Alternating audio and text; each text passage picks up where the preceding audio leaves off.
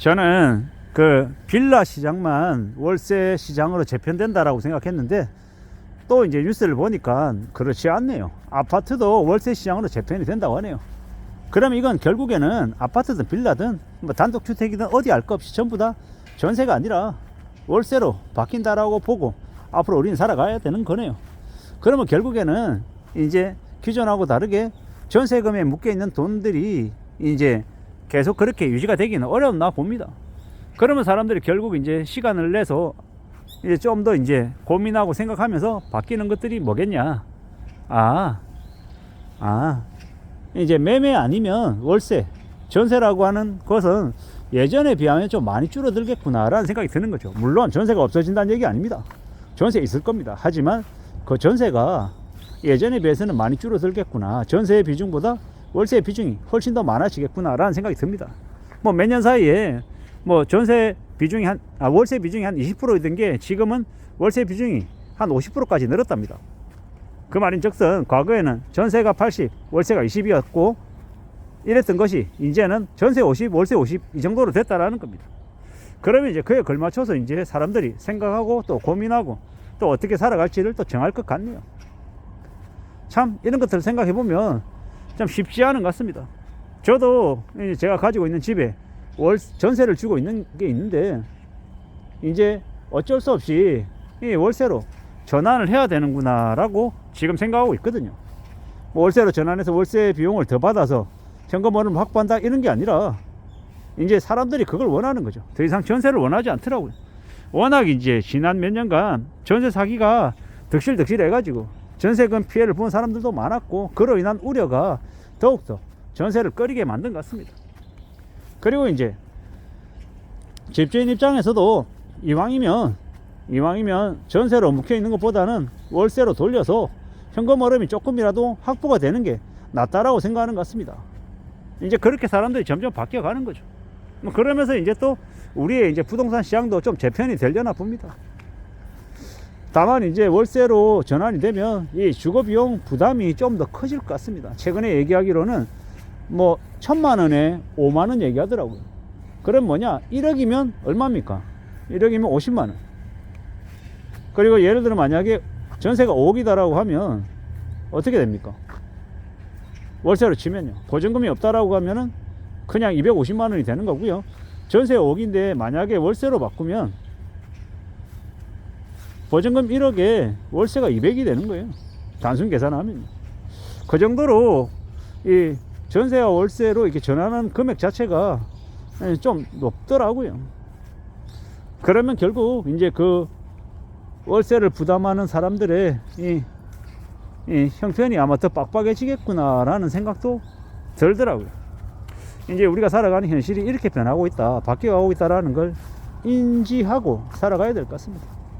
앞으로 우리가 사는 세상이 이제 앞으로 좀 더 형편이 좀 더 나아지고 여유가 생기고 좀 더 사람들의 살림살이가 좋아지고 괜찮아지는 게 아니라 더 빡빡해진다라고 봐야겠죠. 더 이제 어려워지는 것 같습니다. 그런 시국에 살아가고 있어서 어떻게 좀 관리를 해야 될지, 어떻게 유지해 나갈지에 대한 고민도 더 깊어지는 것 같습니다. 여러 가지의 생각들, 여러 가지의 고민들이 아마 없을 수 없을 텐데요. 좀 더 염려하고 좀 더 대비하고 살아가는 게 더 필요한 것 같습니다. 이제 어떻게든 이 주거 비용 부담도 좀 줄이고 살아가는 우리네 삶도 좀 잘 관리하고 노후를 위한 이 현금 마련도 확보해야 되는데, 현금 흐름도 확보해야 되는데 그게 과연 가능할까라는 생각이 드는 거죠. 이래저래 돈 나갈 군목만 자꾸 생기는 것 같습니다. 어떻게 움직여야 되나, 어떻게 지내야 되나 라는 걱정이 안 될 수 없는 거죠. 이런 시국에 우리가 지금 살아가고 있습니다. 막막하기도 하고 겁나기도 하고 답답한 것도 많을 겁니다. 그래도 어떡하겠습니까? 또 살아가야죠. 현실을 또 견뎌가야죠. 그러는 중에 또 우리는 우리의 삶을 또 유지해 나가야 됩니다. 함부로 이제 겁못 부리고 크게 뭔가를 해보려고 잔머리 굴리는 건 안 하는 게 좋겠습니다. 아파트조차 이제 월세화 되어 간다. 점점 이제 집을 사고 팔아서 시세 차익을 얻는 것 말고 이제 꾸준한 월세를 통한 현금 흐름을 확보하려는 게 집주인들의 모습인 것 같다. 그리고 세입자들은 세입자들대로 전세금에 돈이 묶이는 그것도 아마 원하지 않는 것 같다. 또한 이제 더 이상 전세자금 대출도 예전만큼 많이 나오는 것 같지도 않다라는 거죠. 전세 대출도 DSR에 포함시킨다, 어쩐다, 뭐 이런 얘기들도 되게 많습니다. 그리고 2024년 7월 1일 이후부터는 그 뭡니까 3차 스트레스 DSR을 시행하면서 이제 대출 한도도 줄어들고 대출에 대한 가산금리도 부과가 된다라고 이제 봐야 되는 겁니다. 이런 상황이, 이런 모습들이 우리에게 많은 변화를 가져다 주는 것 같습니다. 결국 서민들, 보통 사람들이 아마 더 부담이 커지는 게 아닌가라는 우려도 들고요. 어떤 식으로든 우리의 삶을 잘 유지하기 위해서 아껴 쓰고 절약하고 내핍하고 자린고비, 구두쇠처럼 스크루지처럼 살아가는 거 말고는 답이 없나 봅니다. 이제 정말 정신 바짝 차리고 아끼고 또 아끼고 절약하고 안 쓰는 거, 그게 아마 제일 필요한 것 같습니다.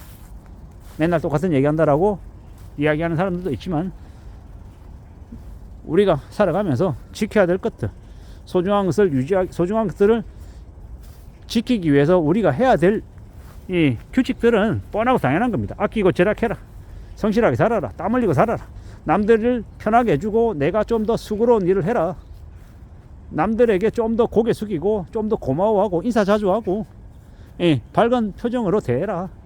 그러면 나에게 어떤 식으로든 복이 생긴다라는 거죠. 그냥 모른 척하고 쌩까고 인상 쓰고 뒤에서 뒷담화하고 험담하고 욕설하는 거 말고 앞에서 칭찬하고 인정해주고 고맙다라고 얘기하고 밝게 얘기하고 이러는 게 훨씬 더 잘 되는 길이다라는 거죠. 그렇게 살아가는 게 훨씬 더 좋을 것 같다라는 겁니다. 앞으로 우리가 살아가는 시대에 언제 어느 때 어떤 상황이 닥칠지 모르니 항상 대비하고 대응하자라는 이야기도 하고 싶은 겁니다. 안전하게 살아가자, 좀 더 대비하자, 좀 더 많은 것들을 좀 구상하며 살자라고 말입니다. 그렇게 안전하게 착실하게 뭔가를 잘 구상하고 잘 대비하고 살아가면 그러면 삶이 괜찮아질 수 있습니다. 그러니 서두르지 말자고요. 조급해하지 말자, 서두르지 말자. 그러면 되지 않겠나라고 생각하는 겁니다. 험한 시대를 살아가고 있어서 언제 어느 때 불안과 공포가 확산될지 모른다라는 거, 그러한 것들도 좀 더 명심하고 지내야 되겠습니다. 참으로 살아가기 막막한 시대가 지금입니다. 그래서 조금 더 마음 단단히 먹고 좀 더 대비하고 좀 더 준비하며 살아가자고. 앞으로의 삶을 대응하기 위한 준비 말입니다. 그 준비에 돈도 있고 건강도 있고 뭐 사람들과의 관계도 있을 것이고 뭐 여러 가지의 것들이 있을 겁니다. 그런 것들을 하나씩 둘씩 준비해서 이 전세 중심으로 재편이 돼서 주거 비용 부담이 커지는 앞으로의 시대에 우리가 조금이라도 안전하게 살아갈 국리를 해놓으면 좋을 것 같습니다. 이상입니다.